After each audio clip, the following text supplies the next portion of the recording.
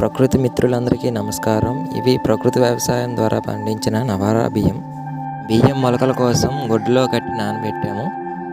ఆ 4 రోజుల తర్వాత ఈ విధంగా మొలకలు వచ్చాయి.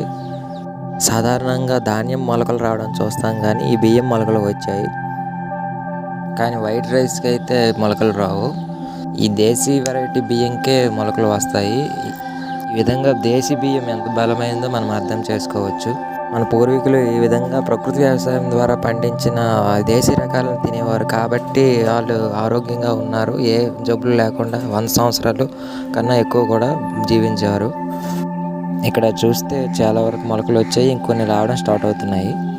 ఈ నవర బియ్యం శ్రీకృష్ణుడి కాలం నాటిది అంటారు. ఇది చాలా మెడిసినల్ వాల్యూ కలిగి ఉంటుంది కాబట్టి చాలా అనారోగ్య సమస్యలను నయం చేస్తుంది. ఇందులో కొంత బియ్యం చాలా బాగా మొలకలు వచ్చాయి.